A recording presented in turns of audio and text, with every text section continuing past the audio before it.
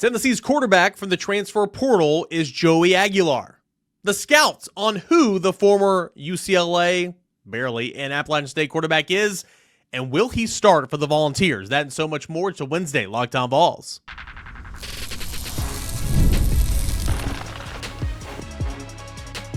You are Locked On Vols, your daily podcast on the Tennessee Volunteers. Part of the Locked On Podcast Network, your team every day. Hey, good Wednesday morning, everybody. Welcome into Locked On Vols, presented by our friends today over at Monarch Money. Take control of your finances with Monarch Money. Use promo code LOCKEDONCollege at monarchmoney.com for 50% off your first year. It's over at Monarch Money. Got a fun show getting into today. I'm going to be short and sweet here in segment number one because I've got a lengthy conversation with our guy Chase Thomas over the Chase Thomas podcast, and we got Ward Wednesday coming up in segment number three. Both those guys are going to give their spill, their thoughts, their reactions to Joey Aguilar joining Tennessee via the transfer portal.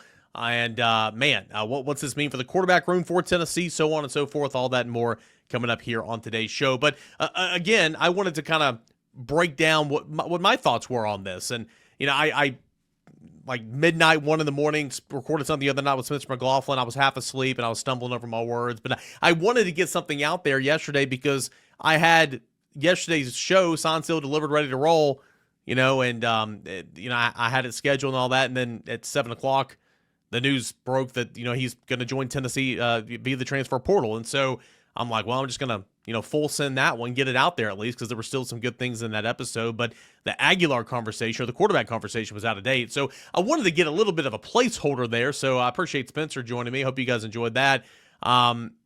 Chris Gordy is going to do the show tomorrow, and then we'll have something for Friday over the next couple of days when things are getting hectic in my household for sure. But nonetheless, I'm glad all this kind of got underway and resolved before I left to go to the hospital for the birth of our child. Anyway, let's get into the nitty-gritty here. Joey Aguilar. I understand. I mean, there's a lot of. I mean, it's like a mixed reaction type situation for Tennessee fans. Like, my thought is, all things considered, where you are on April 22nd, April 23rd. I mean, again, pipe dream to think you're going out there and getting Avery Johnson, Josh Hoover, a sitting power 4 guy. I'm not saying that there weren't evaluations there or, anything like that. I'm not saying anything was off the table, but it was going to be anybody expecting Tennessee just to go out and they, oh yeah, you on April 20th, get over here. You on April 19th, come on down.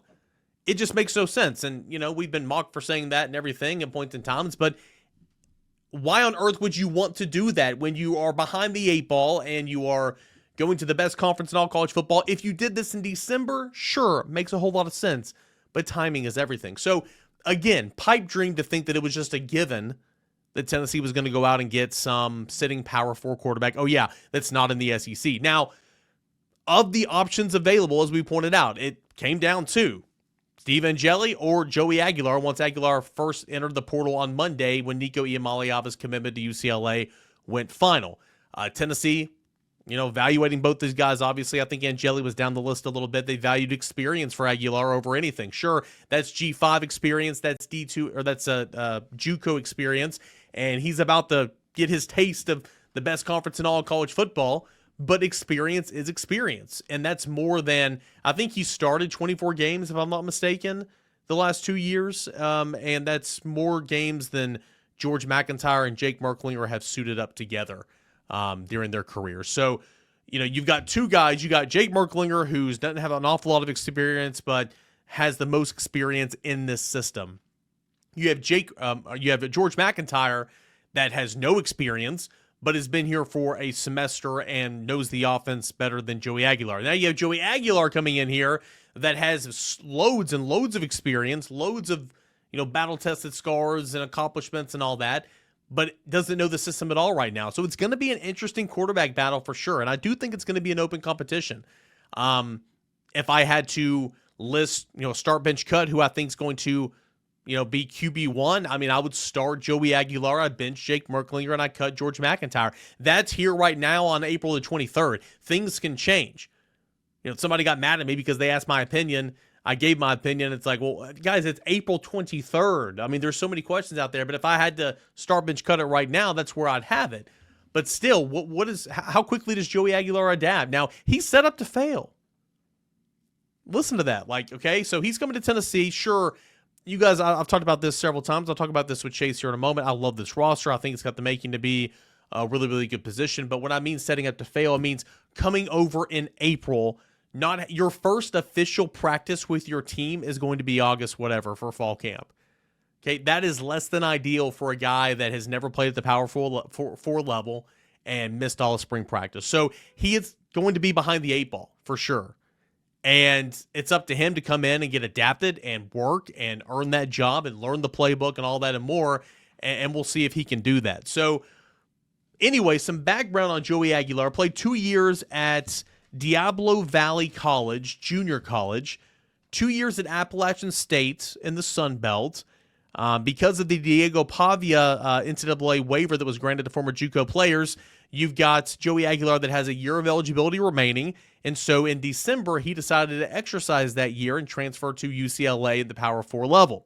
Well, UCLA goes and gets Nico. Aguilar enters the portal on Monday. Aguilar now plans to be with Tennessee, and that came out Monday night. And, reports out there about the money. Tennessee saved a whole lot of money in terms of going from Nico to Joey Aguilar. I think the money for Aguilar is going to stay about the same when it's all said and done. You account taxes and all that and more from California to Tennessee. But Tennessee goes from paying Nico an awful lot of money to really about splitting that in half almost, in my opinion, to Joey Aguilar. So it's just kind of the nature of the business. You got to secure a quarterback, and Tennessee got a quarterback from the portal, and we'll see what happens. I think it's fair that fans are often questioning his turnover tendencies. In 2023, again, real quick, I'll go down the back of his baseball card here. Yes, I know he's a football player. Great season in 23, regressed a bit in 24 is the synopsis here. Records in 23 for single season Appalachian State records in 2023 for passing yards, 3,757. For passing touchdowns, 33. Total offense, 4,002 yards. Named the Sun Belt Newcomer of the Year. Follow that up with honorable mention All-Conference in 2024. 2 seasons for the Mountaineers. Ended his Mountaineer career number 5 in passing for the all-time school record with touchdowns, 56 passing touchdowns, passing yards, 6,760. So there's that. And he completed in 2023 63.7% of his passes, had a QBR of 151.6. And here's where the regression took place, okay? In 2024, when the whole team for Appalachian State kind of took a step back, they were 9-5 in 2023, played in the Sun Belt Championship. In 2024, the entire team kind of took a step back, and you saw Aguilar complete only 55.9% of his passes, which is not good. He had 14 interceptions, which is not good. 10 less touchdown throws, 33-23, which is not the trend you want to see. Yards were down. He threw for almost 800 less yards. His QB rating went down from 151 to 132. So, sure, he regressed in 2024. Pro Football Focus in 2023, he played in 997 snaps, and he had a 76.9 grade per Pro Football Focus. In 2024, Joey Aguilar, 815 snaps, okay, and played in and had a Pro Football Focus grade of 71.9. Those grades are good. But again, the turnovers, and we'll talk to Chase about this here in a moment. The turnovers are something to be mindful of for sure. So, end of the day, I think given the situation, I think this is a good get for Tennessee. Now, do I think he's going to come in and be the day one starter immediately? No, he's got to go earn it. Would I think that he's going to be QB1 like Joe Milton was coming in the summer back in 2021? Yes, I do think that's going to happen right now, but we will see. Chase Thomas has got a lot of things to say about this. Josh Ward's got a lot of things to say about this. So I'm going to step aside. Let's get to those guys. Appreciate you for being here. Hope you enjoy these conversations with Chase Thomas and Josh Ward coming up right here on a Wednesday, Locked On Vols. Ever check your bank account and wonder, where did all my money go? Between dining out, online shopping, entertainment, it's easy to lose track, and that's where Monarch Money comes in. It's your personal CFO, giving you full visibility and control over your finances. Monarch Money isn't just a budgeting app, it's a complete financial command center. You can track all of your accounts, your investments, and spending in one place, so you stop just managing your money, but you're really building wealth. When I started using Monarch, I realized how much money I was using online shopping, online delivery, stuff like that. Now I can budget smarter and I can save so much more. Instead of juggling all these apps, I use Monarch to check my finances, track my spending, and even plan long-term goals. Take control of your finances today with Monarch Money. Use promo code LockedOnCollege at monarchmoney.com for 50% off your first year. That is monarchmoney.com, promo code LockedOnCollege for half off your first year. Again, monarchmoney.com to go ahead and get it done. All right, guys, I want to welcome on to the show Chase Thomas, the Chase Thomas Podcast. He does so much great work throughout the week, podcasting on the Tennessee Volunteers and whatever else is going on in the world of sports. Chase, appreciate you joining the show. Obviously, the reason I have you on right now is to discuss, at the time of this recording, the Atlanta Braves 4-0, baby. Four straight wins, man. Don't call it a comeback. What a season for the Atlanta Braves. But now let's push that to the back burner here and talk about Joey Aguilar, Tennessee's quarterback from the transfer portal. Overall thoughts on what's happened the last 10 days or so and where we are now entering a Wednesday with Tennessee's three quarterbacks in the room. So it's kind of complicated for me, and I'm sure I'm sure what fans want to hear. It's complicated. But it requires a lot of nuance to look at this entire situation. I think, given the circumstances of when Nico left, where Tennessee was, I think Tennessee could have done a lot better in the winter portal if Nico had hopped in December and that Tennessee had a full spring to work with and to really go cast a wider net and see where things stand. I think they would have been in a better spot. I think we can all agree to that point that Heupel and his staff are in a tough spot here to find a scholarship body because they needed somebody. You have two scholarship guys in that room, both of whom have not started a game for Tennessee. I like Merklinger. I like George MacIntyre. I think what's going to happen here that I'm so curious about, because on the surface, I don't think Joey Aguilar is a good fit for Heupel's scheme in some ways, where I think he's extremely turnover prone to this point. It's a warning sign to me that as teams got more tape on him from 23 to 24, that he regressed. The 55-ish completion percentage I saw from last year, little scary. The Clemson game, not good against better competition. He's kind of a gunslinger, and we really haven't seen those guys really work in Heupel's scheme. Like, the best versions of Heupel is like Dylan Gabriel and Hendon Hooker, who were high completion percentage guys. They don't throw picks, kind of like just, hey, you're running the Heupel scheme like it's an efficient machine. Like, that is the best version. Because I think you and I have probably talked about it over the years of, like, one of the most curious things to me about how Heupel has recruited quarterbacks and just the quarterback position as a whole here at Tennessee thus far, and how Heupel's history has worked, is that would it have made more sense to allocate your resources towards the trenches and towards playmakers out wide, and then go 3-star / transfer at quarterback and try and do the Will Howard stuff every year and just be like, hey, we're going to get a guy who is just kind of, he's a gamer. He can handle the system. He's really quick in his progressions, really quick in his reads. He doesn't throw picks. We trust him. Good leader. And then we're going to spend the money in other spots, and we're going to surround him with a bunch of talent there. So from a team building strategy question, like, that's always been something that's been kind of looming here, and that Nico did not work out here at Tennessee is one of the other parts of this.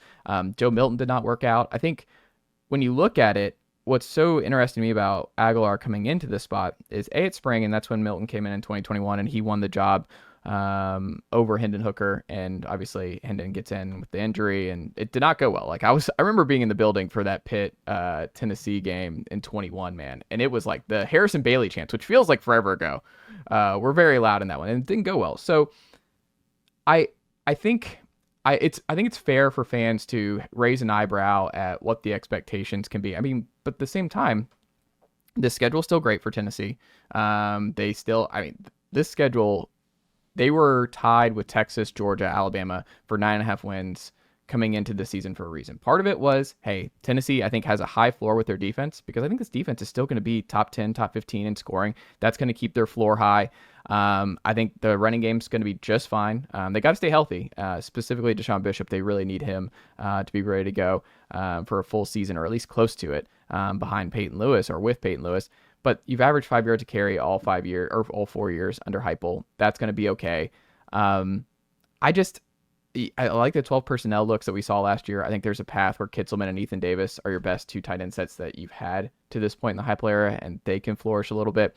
Heupel has shown he's able to evolve and be versatile just to win games, because he's won 19 games the last 2 years with, I think it's fair to say, mostly below average quarterback play the last 2 years. The offense in the passing game has really just not been good by and large. I mean, this is a team last year that got shut out in the first half for a month straight. So I think when fans are panicking about like the quarterback situation right now, the way I look at it, I'm like, I don't know. Heupel, I think, deserves the benefit of the doubt in terms of like, the dude is going to do whatever it takes to win games. It's not like Aguilar's just coming in, here's your job, man. And if you're like throwing picks and you're like erratic and it's just not work, then hey, we brought you in, you're our guy.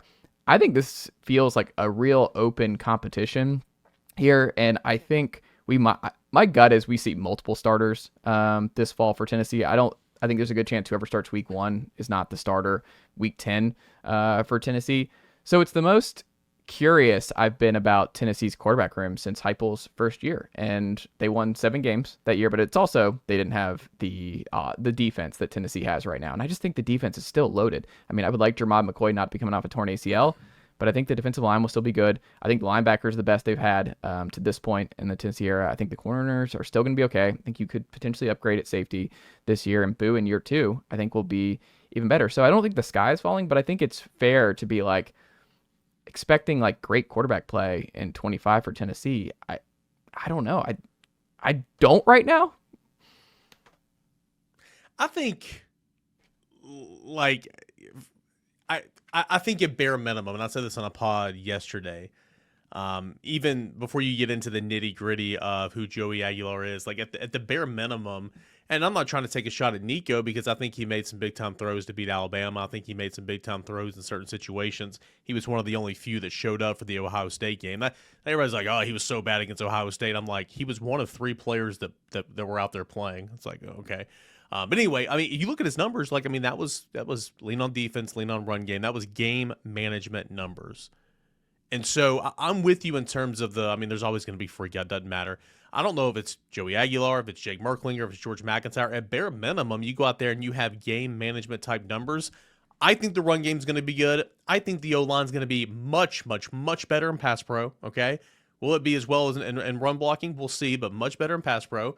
I think the wide receivers can't be worse, okay? And I think the defense, to your point, is going to be on par. I wish Jermod McCoy was not coming off a torn ACL, that's for sure. But I think the defense is going to be on par. So at bare minimum, if it is Joey Aguilar, I mean, just go out there and protect the football. That's where the turnover issues kind of come in for me. Go out there and protect the football, play smart. And there's a reason why this team only dropped a game whenever Nico left per FanDuel. So it speaks to the value and to the just kind of where Heupel has this roster right now. But in the same regard, I do think it's interesting. I think Heupel, Heupel made the best of a really crappy situation. I still think this is lose-lose.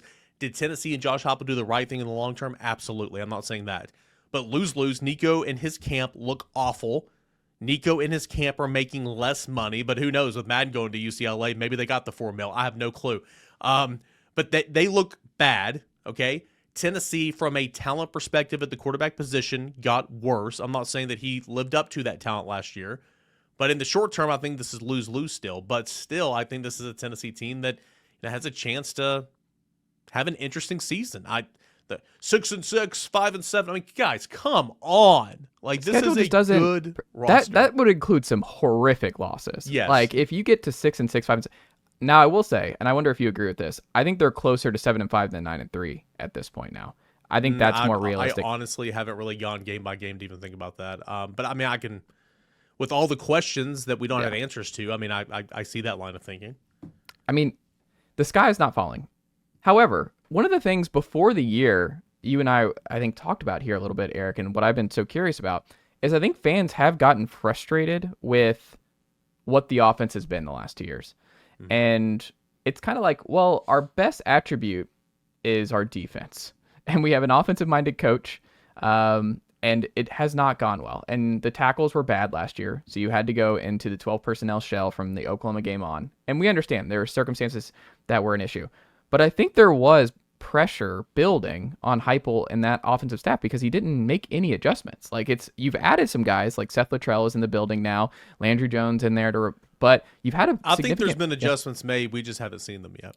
Well, but that's important. But now those adjustments were with Nico at quarterback 1 all spring. So you lost all that time and you don't get the time back. So I don't know. I wonder if it's because Tennessee fans, I think by and large, the majority are willing to give Heupel a mulligan for this year because of the circumstance that he was dealt. But you say that, and then it's like if you're in a dogfight with Syracuse out of the gate in Atlanta, and you get embarrassed in the first home game against Georgia in week 3, like it's ugly after making that kind of progress in Athens last year, where that was a game going into halftime. Like we'll see if the mulligan type stuff is still a thing because Chase, you know as well as anybody, man. Yeah. I mean, it sounds great in April. 10 days ago, it was, Heupel, you're my guy. I'll go 6-6 before we pay that chump any money. And then 10 days later, or however many days later, it's, are you kidding me? Year 5, that's the best we can do. Why don't we go out and get a power force? Why don't we go out and get a Heisman guy? Are you kidding me? Are you kidding me? So it all feels great. And again, goes back to I think you made the right decision and all that. But this isn't just Tennessee I'm talking about. This is any fan base, right? Yeah. I say it all the time here on the show. Fan, short for fanatic. It's what makes us so great. Like anywhere in the country, it's feel good now. But you wait till you're in a dogfight the season opener where you're trying to figure stuff out against a Syracuse team still trying to figure stuff out, probably with Steve Angeli as your quarterback. And then to your point about Georgia a couple weeks later, ain't going to be, it's okay, guys. It's fine. Yeah. Heupel's got it this year. No, we're good. It's going to be. Well, especially the offense. Like if the offense is bad for 3 straight years, that means the majority of the Heupel tenure has been bad offensively. The passing game has been bad. Like that's crazy to think about. Can you imagine telling yourself after the 2022 season where they led the nation in scoring and were just a yards per attempt merchant? Like it was unbelievable what that offense looked like. To be like, hey, by the way, that's the best it's ever going to be, and it's not even particularly close from then on out. Because that's what it's been. Be wild. Be wild. I think, I mean, are you with me? Because I'm still one of the things I like about Merklinger, and he kind of reminds me, I think it's going to be a Hooker Dobbsy type thing with him, where I don't think you're ever going to read that from a practice report, or you're going to hear from coaches like, oh, Merklinger is just, the arm talent is just out. Like he's dealing over George. Like that's not going to happen. Like you saw in the spring game and stuff. It's just like George has more of that, like the Nico arm talent where you can just see it. Like he needs to put on weight and all that kind of stuff. But you saw Hooker, like he didn't outplay Joe. Like Joe was awesome in practice. And it was like, hey, the guys see it. But then you put Hendon Hooker in a game and you're like, oh, this is different. You put Dobbs in a game and you're like, this dude just wins. Like this dude just finds a way to win. And I think that's I just have kind of kept that in the back of my mind where I think that might be Merklinger, where I don't think he's ever going to wow in terms of like, wow, he's making all the throws in practice. He's operating at full speed. But my gut is he started 4 years in Savannah at his high school level, won a lot of football games. He was playing corner, like his senior tape. Like this dude, like there's some, it seems like he's got more like of that leadership, like guys rally around him. He's got important friendships, it seems like, with the offensive playmakers on that side of the ball. I think he's just an easy guy to rally around. There's some Gunnar Stockton to him to me, where I'm like, Gunnar doesn't have the arm talent that Carson Beck has, but you saw how guys rallied around him, and you've seen how guys rallied around Jake on Saturday. My gut is, I wouldn't count Jake out because he's just got to get thrown in, and that's the thing is like I think it's so hard for coaches to just put guys in who clearly aren't like just thriving in practice. But I also I have a hunch that I just think he'll be good in games. I think he's someone that I think will figure it out in games. And I think those kind of quarterbacks might be the most conducive to being good for Heupel. It is going to be an open quarterback competition. That is what we know heading into fall camp. Joey Aguilar, Jake Merklinger, and George MacIntyre. And of course, we'll cover it all right here on Locked On Vols. Chase Thomas, great stuff, man. Thank you so much. Go check out Chase, the Chase Thomas podcast. He talks about this and so much more. I'm sure you have a lot of thoughts on where Tennessee football is right now, so tell the listeners where they can get more of your work. YouTube, Apple, Spotify, wherever you get your podcasts. You can hear Eric sometimes on the program as well, but all kinds of great Tennessee content over there on my channel and everywhere you get your podcast. Chase Thomas Podcast, Tennessee every day. Chase, as always, man, thanks so much. Thank you, sir.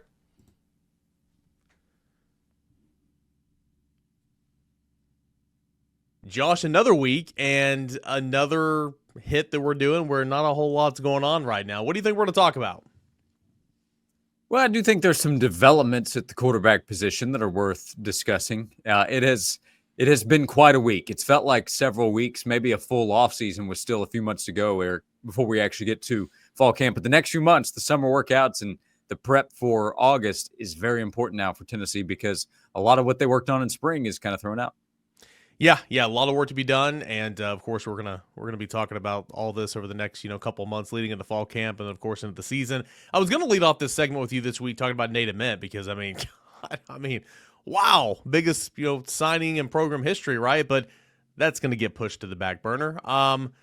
Joey Aguilar, what little time we've had to do some research on him. I mean, he's been a name that's been out there for a while, but it was never real until Nico officially went to UCLA. Sure, his agent was shopping him around a little bit, betting interest and all that, but it was never real until Nico Iamaleava made it official that he was going to UCLA. At that point, it was like, okay, not if, it's when is he getting in the portal, and how quickly can Tennessee move and try to get that one? Because at the end of the day, realistically, there were only two options available for Tennessee in the portal. And Tennessee had Steve Angeli of Notre Dame kind of down the list. And so they settled on Joey Aguilar. What do you like about Joey Aguilar? Overall thoughts on Tennessee, the expectation of them to land Joey Aguilar? Well, the biggest thing is his experience. He has played a lot of football. I'm sure that mattered to Tennessee's coaching staff, trying to find somebody that has real playing experience on the field. Angeli has some, but not a ton. So Aguilar is a guy that can come in, has the ability to throw the football down the field. He has mobility that can work in this offense and playmaking ability. Maybe a lack of fear that they're going to have to rein in. I know a lot of people have noticed the interceptions, the turnovers this past season, and Appalachian State had a disappointing season. I haven't seen any talk about that, Josh. I'm not sure where you're getting that. But I've also heard, hey, gunslinger. So that's always something that's brought up, but I think typically brought up as a way of trying to talk yourself into not worrying about the mistakes. So there's a lot that he's going to have to learn. He has a skill set. He has experience that he can work with as he tries to learn this new offense and learn about his new teammates and build chemistry as quickly as possible and compete, because that's a part of this. He has to compete to show that he's the best quarterback on Tennessee's roster. Yeah, you brought up the trying to reel him in a little bit. He's fearless. Let's talk about those interceptions. 10 interceptions in 23, 14 in 24. Completion percentage wasn't as good. I mean, the whole team took a step back in 24 where he was incredible individually in 23, and the team was 9-5 and played for a Sun Belt championship. How big of a concern is the reckless part of his game? And Josh, what gives you confidence that that won't continue a level up in the toughest conference in all of football in the SEC? Well, it's probably my biggest concern going in, I would say. The possibility of turning the ball over and hurting Tennessee's offense in the process, setting the defense up in less advantageous positions. I think what can help is that Josh Heupel will probably try to run the offense, make calls that will limit the possibility of some of those mistakes, allow him to take shots where the risk is not as great down the field, or if you're talking about a turnover, one that doesn't hurt you as much.